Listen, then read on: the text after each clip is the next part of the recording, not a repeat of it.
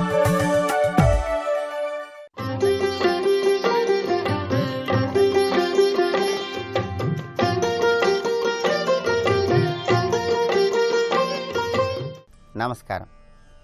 ప్రేక్షకులందరికీ శుభోదయం.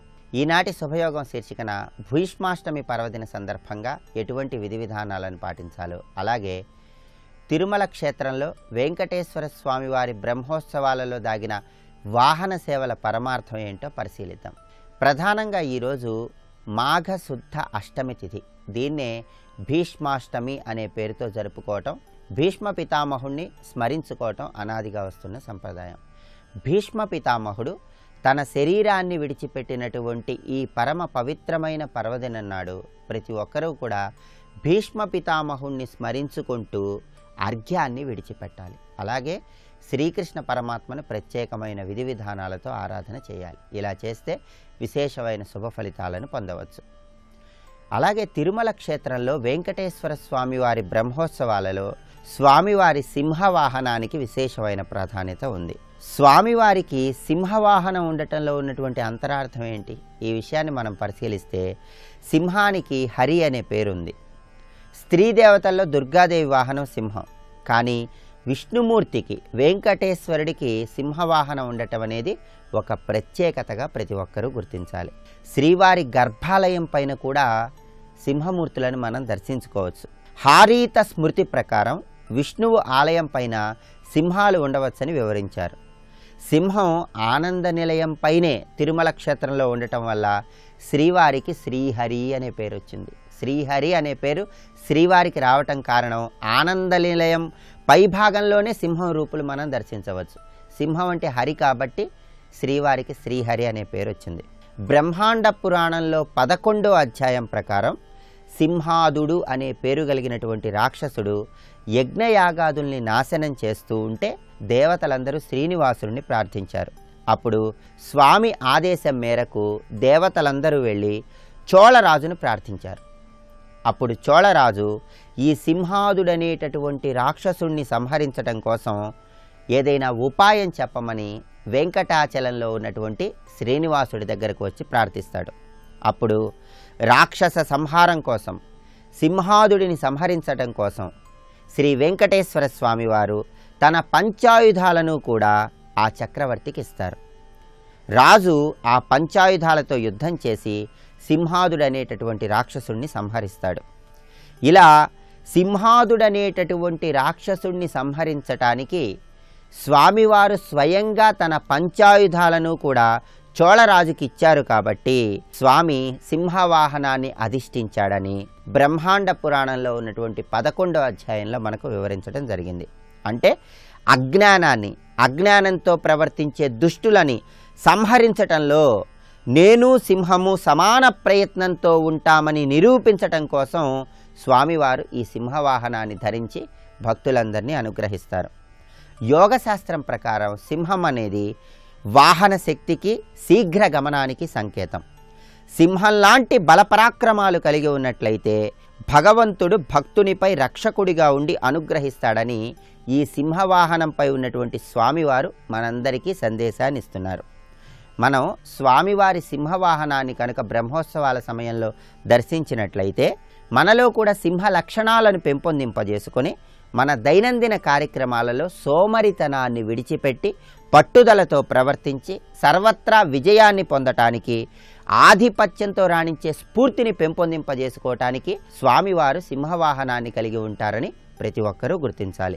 అందువల్ల వెంకటేశ్వర స్వామివారి సింహవాహనాన్ని మనం దర్శించుకున్నట్లయితే మనలో ఉన్న అంతఃశత్రువులను పటాపంచలు చేసుకోవచ్చు. సింహంలాగా అద్భుతమైనటువంటి పరాక్రమంతో దైనందిన జీవితంలో ముందడుగు వేయవచ్చు. స్వామివారి అనుగ్రహం ద్వారా విశేషమైన శుభ ఫలితాలను పొందవచ్చు.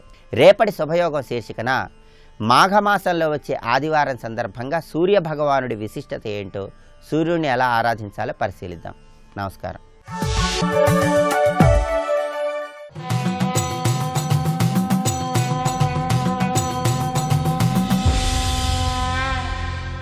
శతక సాహితీ సరస్వతికి నమస్కారం. నీదగు విద్య చూడ ధరణిం అనులట్లు వెలుంగజొచ్చెనే నీదు ముఖాంబుజద్యుతులనేకములై దిశలందు క్రమ్మెనే నీదు దయాలసజ్జరులు నిండుగా ఈ జగమంత ప్రాకెనే నీదగు కల్పనావళుల నేరను చెప్పగా శారదాపతి. ఓ బ్రహ్మదేవ, నీదగు విద్య చూడ ధరణిన్ మణులట్లు వెలుంగజొచ్చెనే. నీ విద్య కల్పనా చాతుర్యం. నీ కల్పనా చాతుర్యమంతా ఈ భూమిపైన చూస్తుంటే అది మణులట్లు వెలుంగజొచ్చెనే. ఆ పురివిప్పి ఆడుతున్న నెమలి పింఛం చూస్తుంటే ధగద్ధగాయమానంగా ఎన్నెన్నో మణులు వెలుగుతున్నట్లుగా ఉన్నది, మెరుస్తున్నట్టుగా ఉన్నది. చిలుక కిలకిల రావములు చేస్తూ ఆ లేత ఎండలో పరిగెడుతుంటే ఆ ఎర్రని ముక్కు, ఆ ఆకుపచ్చని రెక్కలు, ఆ కిలకిలా రావాలు అవన్నీ కూడా మణుల్లాగా మెరుస్తున్నాయి. ఏది చూచినా నీదగు విద్య చూడ అది ధరణిం మణులట్లు వెలుంగజొచ్చెనే. ఒక నదీ తీరానికి వెడితే, సముద్ర తీరానికి వెడితే అక్కడుండే ఇసుక రేణువులు కూడా ఆ లేత ఎండపడి, మధ్యాహ్నపు సూర్యుని ఎండపడి అవి కూడా మణుల్లాగా ధగధగా మెరుస్తూ ఉన్నాయి. ఈ భూమి మీద ఏది చూసినా సరే అంతా నీ విద్యా ప్రకాశముగా ఉన్నదయ్యా. నీదు ముఖాంబుజద్యుతులనేకములై దిశలందు క్రమ్మెనే. నీ ముఖముల నుండి, 4 ముఖముల నుండి 4 వేదములను, సకల శాస్త్రములను నీవు గానం చేస్తుంటే ఆ గానం అనేకానేక విధములుగా సకల దిశలన్, ఈ దిశలన్నిటినీ కూడా క్రమ్మెనే, అవన్నీ కూడా ఆక్రమించి ఏ దిశ చూసినా సరే ప్రశాంతముగా నీ ముఖము నుండి వెలువడినటువంటి వేద శబ్దములతో నిండి ఉన్నది, పరమానందముగా ఉన్నది. నీదు దయాల సజ్జరులు నిండుగా ఈ జగమంత ప్రాకెనే. నీ యొక్క దయా ప్రసారం ప్రవాహముగా, నీటి ప్రవాహములుగా, వెలుగుల ప్రవాహములుగా ఈ జగమంతా కూడా ఆవరించి ఉన్నాయి. సెలయేళ్ళు, నదులు, సముద్రములు, చంద్రకిరణములు, సూర్యకిరణములు ఇవన్నీ కూడా నీ యొక్క దయా ప్రసారం. నీదు దయాల సజ్జరులు నిండుగా ఈ జగమంత ప్రాకెనే. నీదగు కల్పనావళుల నేరను చెప్పగా శారదాపతి. ఎన్నెన్ని చెప్పనయ్యా నీ యొక్క ఈ దయాస్వరూపమైనటువంటి ఈ కల్పన, ఈ సృష్టి చాతుర్యమంతా కూడా దీన్ని చూచి తన్మయం చెందటం తప్పితే నేను దాన్ని వర్ణించి చెప్పలేనయ్యా అంటూ బ్రహ్మదేవుని యొక్క కల్పనను పరమాద్భుతంగా తన్మయ స్థితిలో ఆరాధిస్తూ ప్రశంసిస్తూ అద్భుతమైన పద్యరచన చేసి గొప్ప శతకాన్ని మనకు అందించిన విద్వత్ కవయిత్రులు శ్రీమతి జొన్నలగడ్డ శారదాంబ గారి శారదాపతి శతకంలోని మరి ఒక పద్యం గురించి రేపు ఉదయం తెలుసుకుందాం. ఓం శ్రీ బ్రహ్మదేవాయ నమః.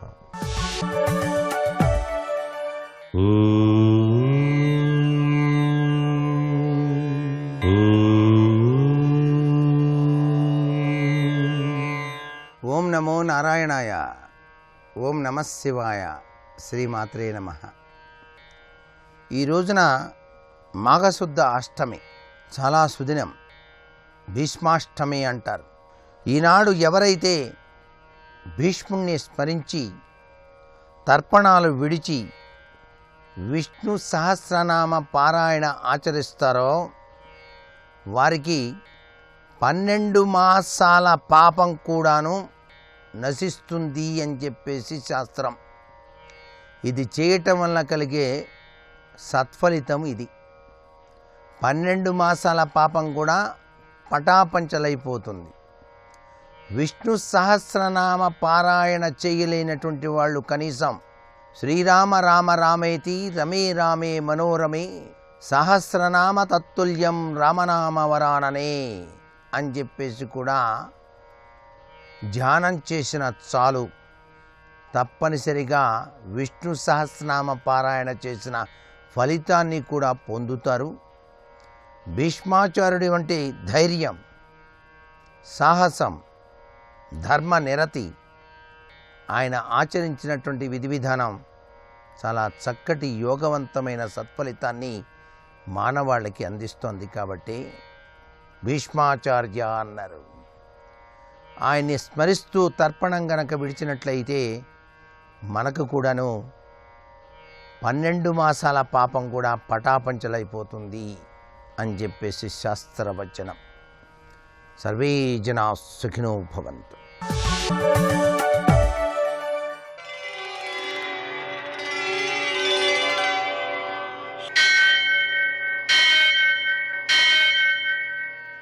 సహస్రశీరుషం దేవం విశ్వాక్షం విశ్వశంభువం విశ్వం నారాయణం దేవమక్షరం పరమం పదం విశ్వతః పరమాం నిత్యం విశ్వం నారాయణగుం హరిం విశ్వమేవేదం పురుషస్తద్విశ్వముపజీవతి పతిం విశ్వస్యాత్మేశ్వరగుం శాశ్వతగుం శివమచ్యుతం నారాయణం మహాజ్ఞేయం విశ్వాత్మానం పరాయణం.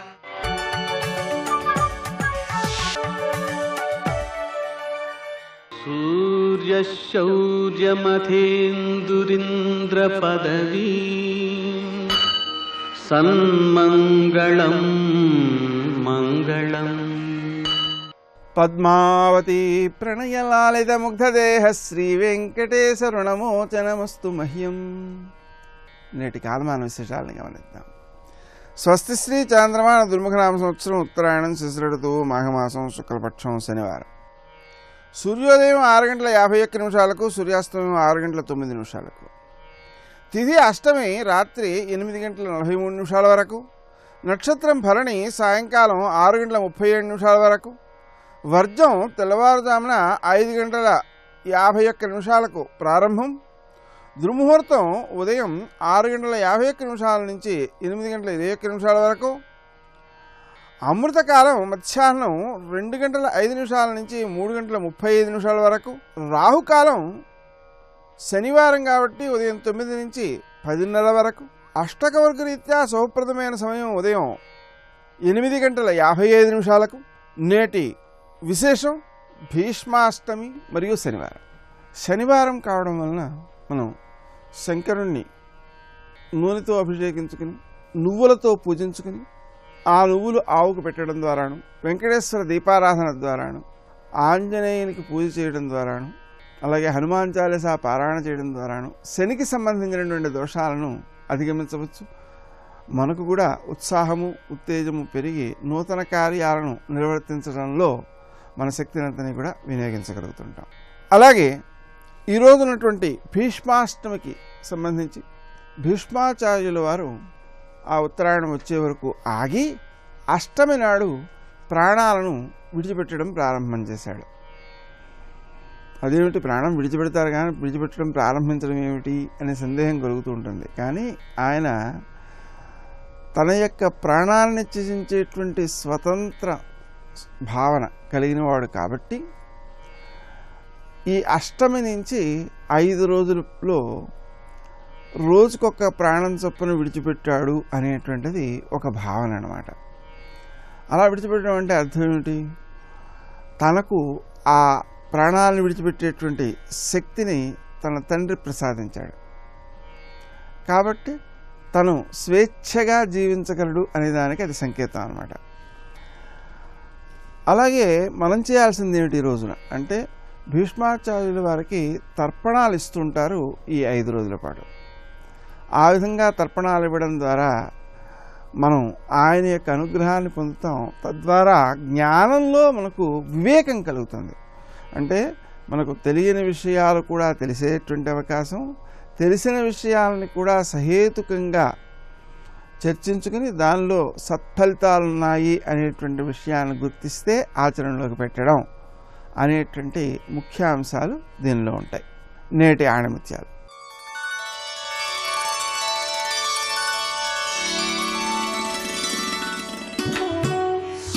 ప్రార్థనలో మాటలు లేకున్నా హృదయం ఉంటే చాలు. హృదయం లేకుండా మాటలు ఉన్నా ప్రయోజనం లేదు.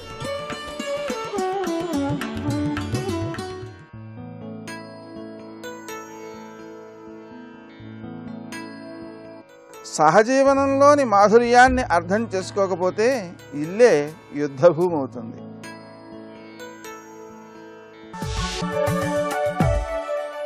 నమస్తే శారదా దేవి కాశ్మీరపురవాసిని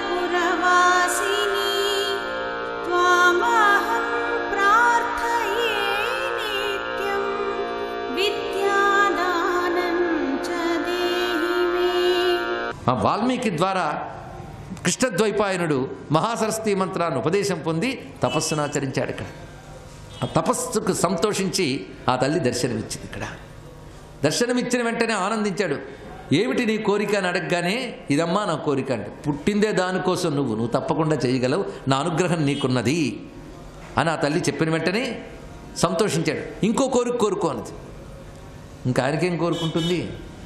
ఋషులకి వాళ్ళ బ్రతుకు లోకోపకారం తప్ప మరొకటి ఉండదండి. ఇక్కడ మొదటిదైతే అదన్నారు. రెండవది ఏమిటంటే, నేను రాస్తాను, సరే రాసింది జనాలకు అర్థం కావాలి కదా, అదొకటి ఉంది ఇక్కడ.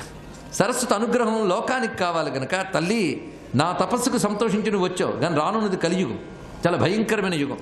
నీ దయ వల్ల నేను బుద్ధి పదునెక్కి జ్ఞానంతో గ్రంథరచన చేస్తాను. కానీ ఈ జ్ఞానం లేనిది మానవజాతి తరించదు కనుక ఈ జ్ఞానాన్ని గ్రహించి వాళ్ళని అనుగ్రహిస్తూ వాళ్ళ బుద్ధి వికసించి వాళ్ళు జీవితంలో నీ కృపతో అన్నీ పొందగలిగేలా చూడాలి తల్లి. అందుకు నువ్వు ఇక్కడ ఈ క్షేత్రమనందు వెలసి అనుగ్రహించు అని మహానుభావుడు వ్యాసుడు కోరుకున్నాడు. అప్పుడు తల్లి సరేనని సంతోషించి, నువ్వు సైకతంతో ఇసుకతో నా మూర్తిని చేయు, నా కళలను అందులో ప్రవేశింపజేస్తానని అమ్మవారు అన్నారు. ఆయన ప్రవేశింపజేశారు. వెంటనే ఆ దివ్యమైన కళలతో అమ్మ ఇసుకలోకి ఆ మూర్తిలోకి రాగానే మంత్రశక్తితో దాన్ని ప్రతిష్ఠ చేశాడు మహానుభావుడు. అంటే ఇక్కడ రెండున్న వ్యాసుని యొక్క తపశ్శక్తికి తోడు అమ్మవారు ఆవిర్భవించి ఆ దివ్యమైనటువంటి వ్యాసుడు మలచినటువంటి శిల్పంలో తన కళలన్నీ ప్రవేశింపజేసింది. ఆ క్షేత్రమే గోదావరి తీరంలో ఉన్న వాసర. వాసర దీనికి అసలు పేరు వాసర, బ్రహ్మాండ పురాణం కాదు ఇది. దీన్నే మనం వాసర అంటున్నాం. వాసర క్షేత్రం అని దీని పేరు. వాసరము అంటే పగలు, అందుకు దీని పేరు వాసర క్షేత్రం. పగలు ఏమిటయ్యా అంటే పగలు జ్ఞానానికి సంకేతం, రాత్రి అజ్ఞానానికి సంకేతం.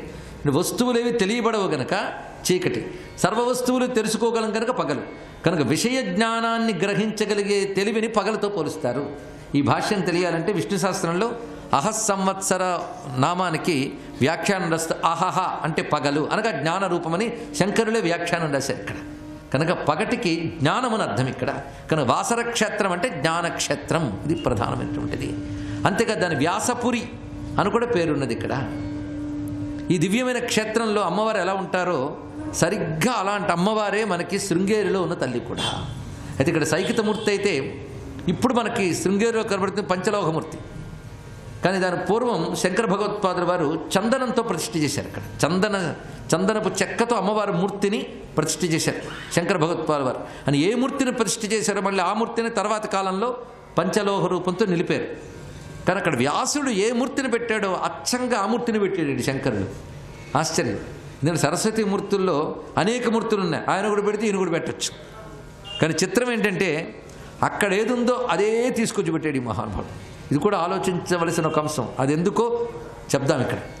ఒకటి చిన్ముద్ర, కింద ఉన్న చేతుల్లో చిన్ముద్ర పుస్తకము, పైన ఉన్న చేతుల్లో కుడి చేతితో అక్షమాల, ఎడమ చేతిలో దివ్యమైన కలశం, అమృత కలశం పట్టుకుని ఉంటుంది. అదే శారదాంబ.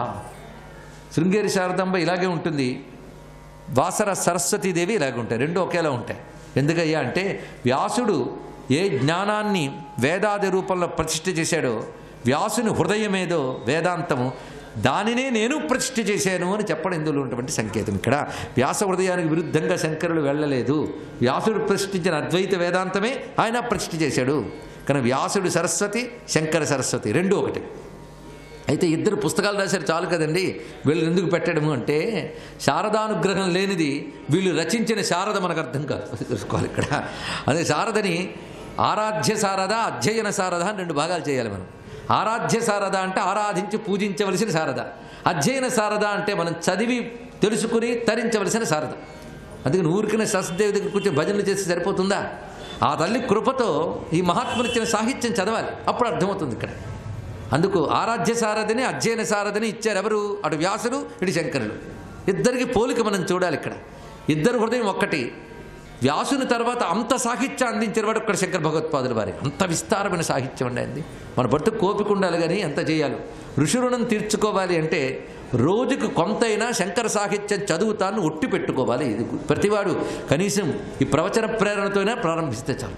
ఏదో ఒకటి, అది వేదాంత గ్రంథం కావచ్చు, శ్లోక గ్రంథం కావచ్చు, ఒక శ్లోకం, దాని అర్థతాత్పర్యాలు, వివరణ తెలుసుకుని మననం చేసుకుని ఈరోజు నాకు చక్కగా గడిచింది అని అప్పుడు పడుకోండి. అది ఎందుకంటే కలిలో జ్ఞానానికి అవకాశం లేనివన్నీ చాలా దొరుకుతుంటాయి.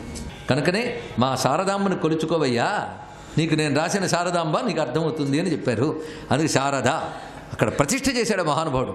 పైగా శ్రీచక్రమనగా మాతృకావర్ణ వివేకమే తెలిసిన వాళ్ళకి తెలుస్తుంది. మాతృకావర్ణములు ఏవైతే నీ 6 చక్రాల్లో విభజింపబడి సహస్రారంలో సంయుక్తంగా ఉన్నాయో 6 చక్రములలోనూ సహస్రారములోనూ ఉన్న అక్షరముల యొక్క విస్తార రూపమే శ్రీచక్రం. మరొకటి ఏమున్నది ఇక్కడ? కనుకనే శ్రీచక్ర స్వరూపుడే శారద, వేరే ఏమీ కాదు.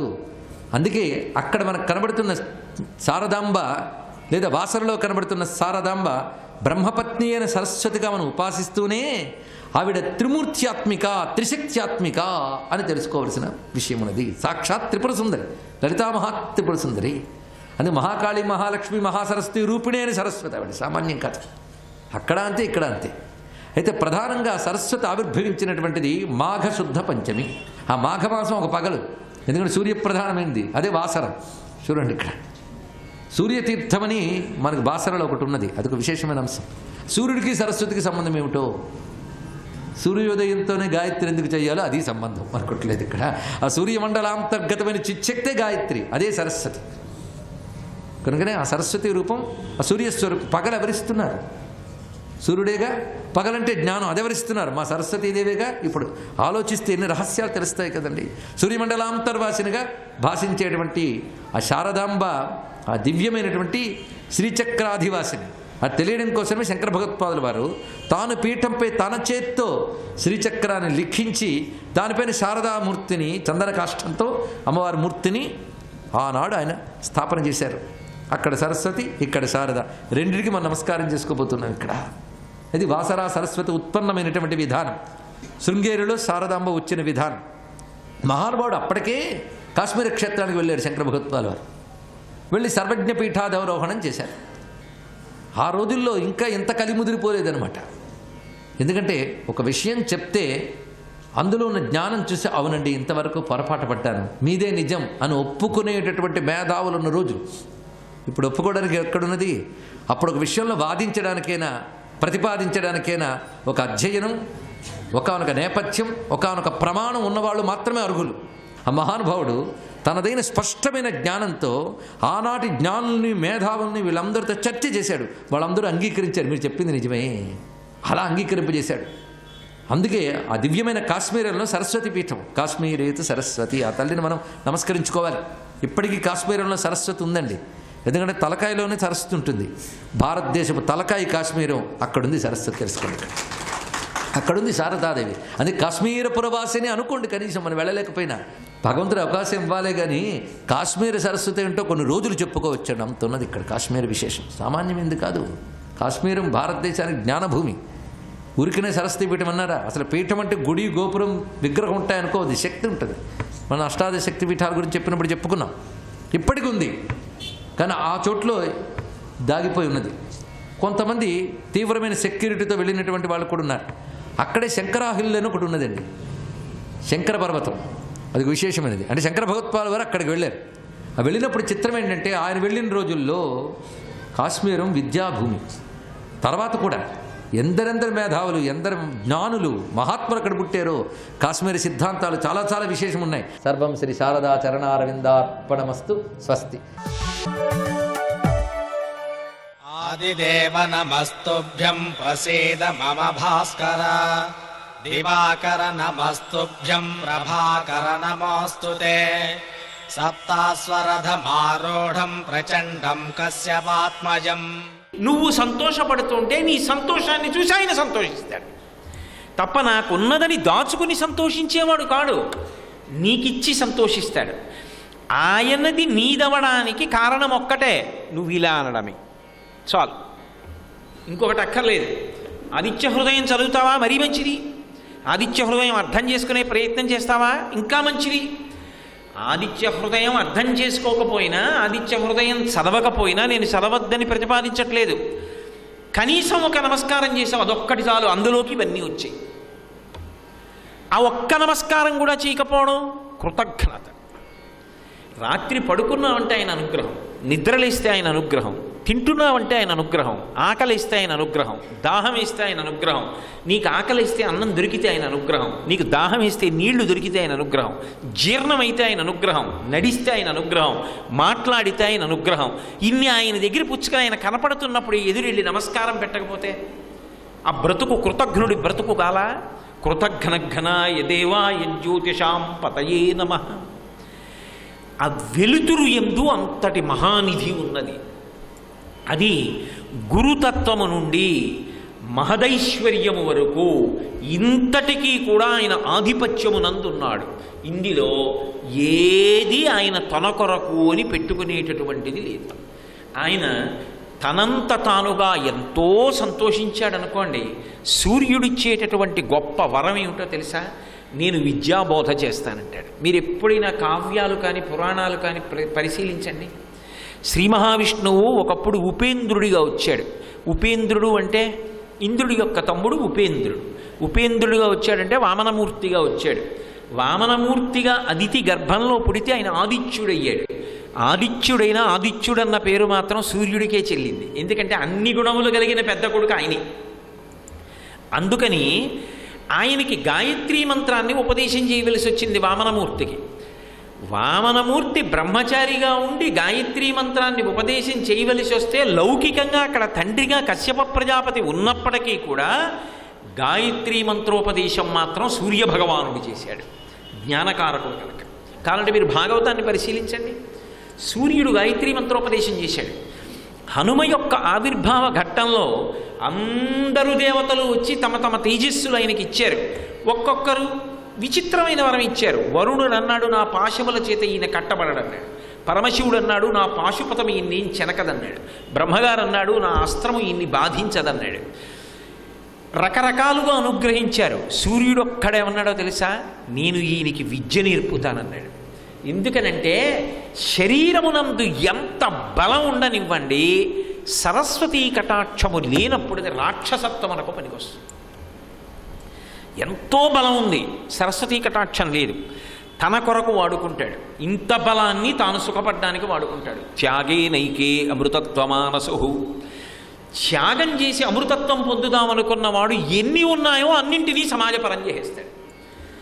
సూర్యుడు నేర్పిన విద్య యొక్క పరాకాష్ఠ ఏమిటి అంటే, హనుమ జీవితం మొత్తం మీద హనుమ కొరకు ఇది చేసుకున్నారన్న పనొక్కటి నాకు చూపించండి.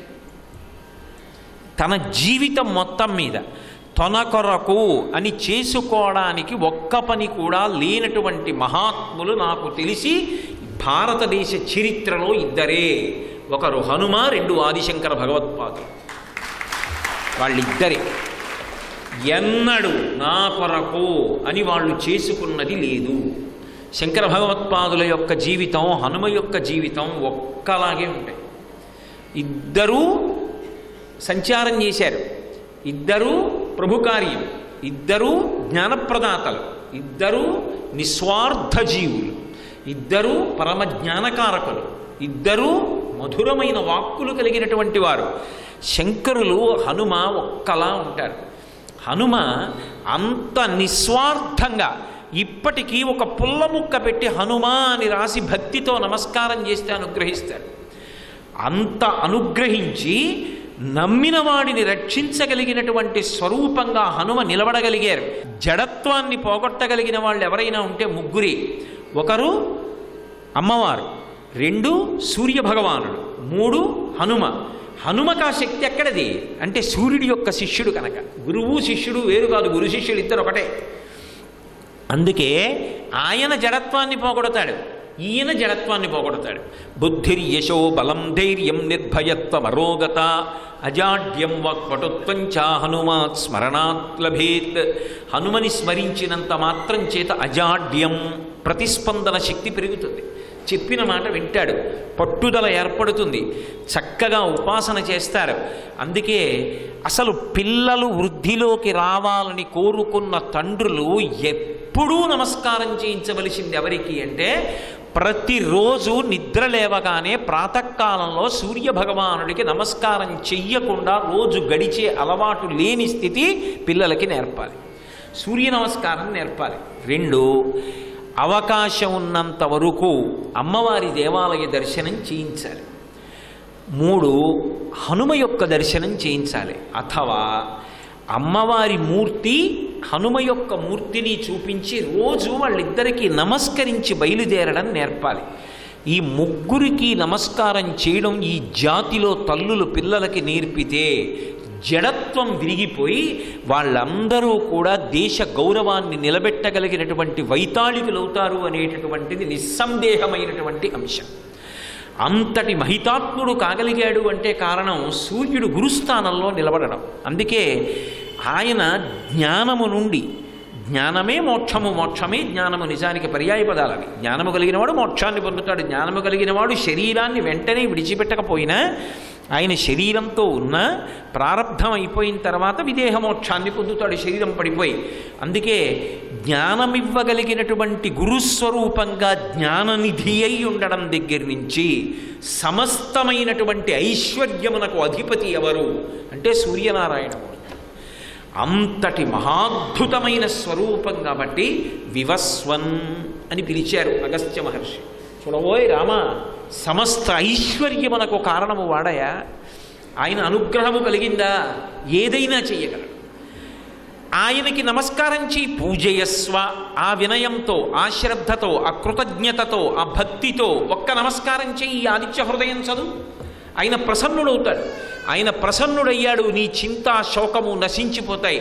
నీ యందు ఏది స్ఫురణకి వచ్చి ఉత్సాహం కలగాలో అది స్ఫురణకు వచ్చి ఉత్సాహం కలుగుతుంది. అదే అవతలవాడి మరణమునకు కారణమవుతుంది. అందుకే ఆదిత్య హృదయం చదవగానే రాముడికి శుభశకునములు కనపడ్డాయి, రావణాసురుడికి అశుభశకునములు కనపడ్డాయి. అంతే. తర్వాత ఇంకా 2 సర్గలు కూడా అవ్వకముందే రావణాసుర సంహారం అయిపోయింది. అంటే ఆదిత్య హృదయం అనేటటువంటిది ఎంత శక్తివంతమో మీరు ఊహ చెయ్యవచ్చు. కాబట్టి రశ్మిమంతం సముద్యంతం దేవాసుర నమస్కృతం పూజయస్వ వివస్వంతం భాస్కరం అంటారు. ఇది కూడా కాంతి సంబంధమైన నామమే. భా అంటే కాంతి, కరం అంటే కిరణములు కలిగినటువంటి వాడు, చేతులు. ఆయన కిరణములనే చేతులు అంటారు. భాస్కరం ఆయన అపారమైనటువంటి కాంతి పుంజం. అసలు ఆయన రూపమే కాంతి పుంజం. అసలు యథార్థానికి మనసు నిలబడడానికి భగవంతుని యొక్క రూపం ఏర్పాటవుతుంది. మనసు నిలబడడానికి అనేక రూపాలుగా ఆయన కిందకొస్తాడు.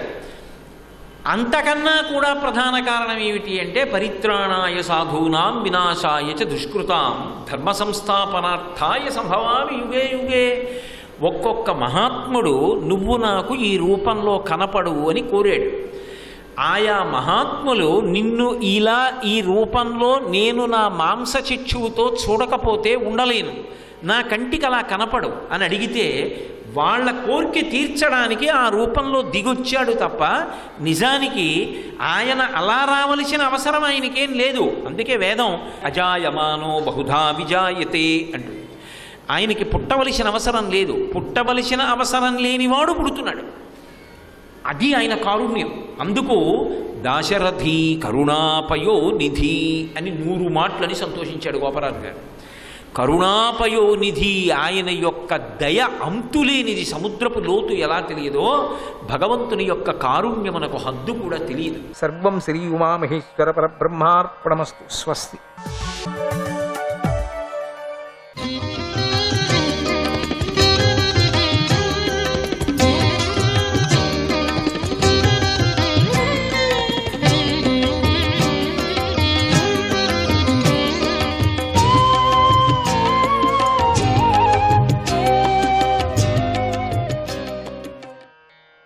నారాయణాయ నమః.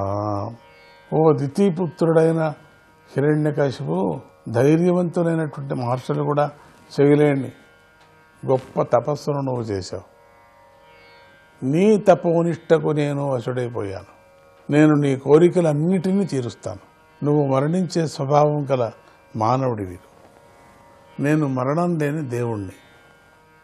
అటువంటి నా దర్శనం వృథా కాదు అని ఆయన తన కమండలంలోని దివ్య జలాన్ని చీమలు తినివేసినటువంటి దేహం గల హిరణ్యకశిపుడిపై చల్లాడు. నువ్వు నశించిపోతావు. ఎన్ని రోజులు తపస్సు చేస్తావు? ఇంకొన్ని రోజులు చేస్తూ చేస్తూ నశించిపోతావు. నేను నాశనం లేని వాడిని కాబట్టి నీకు నేనేమన్నా చేయాలా? నీకు నేను కనపడ్డానంటే నేనేమన్నా చేయక తప్పదు అని చెప్పి జీవము లేదు ఇంక పోయింది అనేటువంటి ఆ రాక్షసుడికి తన కమండలం నీళ్లు తీసి జలాన్ని ఎప్పుడు చిలికేశాడో ఆ చీమలు తినివేసినటువంటి దేహం గల హిరణ్యకశిపుడిపై చల్లాడు. ఆ నీటి యొక్క ప్రభావం చాలా గొప్పది. హిరణ్యకశిపుడు వెదురు డొంకలతో కప్పివేయబడిన చీమల పుట్ట నుండి కట్టె నుండి వెలువడిన అగ్నిలాగా లేచి నిలబడ్డాడు. అంతే ఎప్పుడు బ్రహ్మదేవుడి యొక్క జలము ఆ శరీరం మీద పడిందో అవన్నీ కూడా మళ్ళీ చేకూర్చాయి. అన్నీ ఊపిరి నుంచి మొదలుకొని శరీరంలో ఉండేటువంటి అవయవాలు అన్నీ కూడా సరిపోయాయి. రక్తమాంసం సరిపోయింది. అగ్నిలాగా అవన్నీ కూడా లేచి నిలబడ్డాయి. అన్నీ అంత అద్భుతంగా వాడి దేహము అంత కళలాగా నిండిపోతుంది. ఇప్పుడు అన్ని అవయవాల్లోనూ ఒప్పారుతున్నటువంటి అతడి దేహం వజ్రమయంగా దృఢంగా ఉంది. మనశ్శక్తిని, ఇంద్రియ శక్తి, దేహశక్తి నిండుగా ఉన్నాయి. అతడు పుటం పెట్టిన బంగారంలాగా ప్రకాశించాడు. ఆకాశంలో హంసవాహనం పైన ఉన్నటువంటి బ్రహ్మదేవుణ్ణి చూసి హిరణ్యకశిపుడు ఉత్సాహవంతుడై నేలపై సాగిలపడి నమస్కారం చేశాడు. బ్రహ్మదేవుడిని చూస్తూనే హిరణ్యకశిపుడికి ఆనంద బాష్పాలు ప్రవహించాయి. ఒళ్ళంతా ఊగురుపాటు చెందింది. అతడు పైకి లేచి చేతులు జోడించి వినయంతో తలను వంచి బ్రహ్మదేవుణ్ణి చూస్తూ ఇలా స్తుతించాడు. కల్పాంతంలో కాలం యొక్క ప్రభావంతో ఈ జగత్తు దట్టమైన తమో గుణంతో కప్పివేయబడి ఉంది. అటువంటి జగత్తును స్వయం ప్రకాశ రూపుడైన పరమేశ్వరుడు తన చైతన్య ప్రకాశంలో ప్రకటన చేశాడు. తన మాయాశక్తి యొక్క త్రిగుణాల ద్వారా తానే పృథివీ, నీరు, తేజస్సు గల రూపగల ప్రకటమై వాటి ద్వారా ఈ జగత్తును సృష్టించి రక్షించి ఉపసంహరిస్తున్నాడు. సృష్టించాడు, రక్షించాడు, మళ్ళీ ఉపసంహారం చేస్తున్నాడు.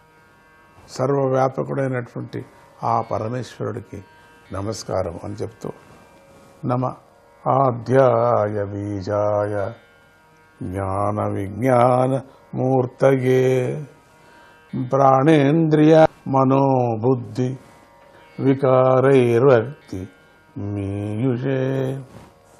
పరమేశ్వరుడే జగత్తుకు మూల కారణం. శుద్ధ చైతన్య రూపుడైనటువంటి ఆయనయే ప్రాణుల అంతఃకరణములతో వివిధాలైన విశేష జ్ఞానాల రూపంలో ప్రకటమవుతున్నాడు. ప్రాణము, ఇంద్రియాలు, మనస్సు, బుద్ధి అనేటువంటి కార్యాల రూపంగా ఆయనే ప్రకటమై ఉన్నాడు. అటువంటి పరమేశ్వరుడికి నమస్కారం. జగత్తు అంతటా వ్యాపించిన మహాశక్తి రూపంలో నువ్వు స్థావర జంగమములైన ప్రాణులకు అంతర్యామి అయి ఉన్నావు. నువ్వే ప్రాణులకు ప్రభువు. నువ్వే ప్రాణులలోని స్మృతి, బుద్ధి, మనస్సు, ఇంద్రియాలకు ప్రభువు. గొప్పవాడివైన నువ్వే పంచభూతాలను, వాటి గుణాలైన శబ్దాదులను, వాటి సంస్కారాలను కూడా నియమిస్తున్నావు. వేదము, హోత, ఉద్గర, అధ్వర్యుడు, బ్రహ్మ అనేటువంటి నలుగురు ఋత్విక్కులతో చేయబడే యజ్ఞాలను తెలుపుతోంది. అటువంటి వేదమే నీ శరీరమే ఉంది, పరమాత్ముడి శరీరం. నువ్వు అగ్నిష్టోమము అత్యగ్నిష్టోమము, ఉగ్ధము, షోడశి, వాజపేయము, ఆప్తోర్యేమము, అతిరాత్రములనేటువంటి 7 యజ్ఞాలను విస్తరింపజేస్తున్నాం. అగ్నిష్టోమము, అత్యగ్నిష్టోమము, ఉక్తకము, షోడశి, వాజపేయము, ఆప్తోర్యామము, అతిరాత్రములనే 7 యజ్ఞాలను విస్తరింపజేస్తున్నాం. సర్వజ్ఞుడవు అంతర్యామివి అయినటువంటి నువ్వే సకల ప్రాణుల అద్వయ ఆత్మవై ఉన్నావు. సర్వకారుణమైన నీకు దేశకాలాల హద్దులు లేవు. నీకు రెప్పపాటు లేని కాలంలో నువ్వే ప్రాణులను ఆయుష్ను లయము క్షణము మొదలైన కాలఖండాల ద్వారా క్షీణింపజేస్తున్నావు. ఆ సమయానికి కాలకల్పంలో ఉండినటువంటి కల్పాంతరంలో ఉండినటువంటి ఈ ప్రతి సమయంలోనూ ఎప్పుడెప్పుడు దేన్ని క్షీణించాలా, ఎప్పుడెప్పుడు దేని వృద్ధి పొందించాలా అనేటువంటిది ఈ క్రియలని నువ్వే చేస్తున్నావు. పుట్టుకలేని పరమేశ్వరుడైన నువ్వే సకల ప్రాణులను శక్తి రూపంగాను ఇక ఆత్మరూపంగాను ప్రకటమవుతున్నావు. నీకు పరిమితులు లేవు. కారణము కార్యము కదిలేది కదలనిది నీకంటే భిన్నంగా ఏది లేదు. సకల విద్యలు సకల కళలు నీ రూపాలే. ఇవన్నీ కూడా నువ్వే అయి ఉన్నావు. సర్వ జగత్తుకు మూలమందు గల మహాశక్తి నీ స్వరూపమై ఉంది. త్రిగుణాత్మకమైన మాయకు అతీతమైన పరబ్రహ్మము నువ్వే. ఓ సర్వవ్యాపకుడమైన ప్రభు, నీ నుండి ప్రకటమైన ఈ జగత్తు నీ యొక్క స్థూల శరీరమై ఉంది. నువ్వు అతి గొప్పదైన సత్యలోకంలో నివసిస్తూనే ఈ బ్రహ్మాండ శరీరంలో ఇంద్రియాలు, ప్రాణము, మనస్సుల విషయాలను అనుభవిస్తున్నావు. పరమాత్ముడు సర్వాది సాక్షిభూతంగా ఉండి ఇవన్నీ అనుభవించినా కూడా భిన్నంగా ఉన్నప్పటికీ కూడా తనదే అయినటువంటి ఈ మాయలో తానే చేరుకొని తానే లేనట్టుగాను ఉండినట్టుగాను సృష్టించినట్టుగాను మళ్ళీ దీన్ని క్షీణించినట్టుగాను చేస్తున్నావు. అన్ని రూపమైనటువంటి అన్ని విధాల కూడా శరీరంలో ఈ మార్పులన్నీ కూడా నువ్వు అనుభవిస్తున్నావు.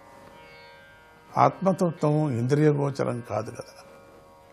ఆత్మతత్వం ఎట్లా గోచరం అవుతుంది? ఆత్మనే గోచరం కానప్పుడు పూర్ణమైనది ప్రాణి దేహాదుల యందు దొరికేదై ఉంది. కాలాతీతమైనది అది నీవై ఉన్నావు కదా. ఓ అనంత ఇంద్రియ గోచరం కాని నీ రూపమే ఈ జగత్తు అంతటా కూడా వ్యాపించి ఉంది. చైతన్య శక్తి అయినటువంటి జ్ఞానానికి జడశక్తి అయినటువంటి మాయకు నువ్వే అధిష్టానమై ఉన్నావు. గోవిందాయ నమః.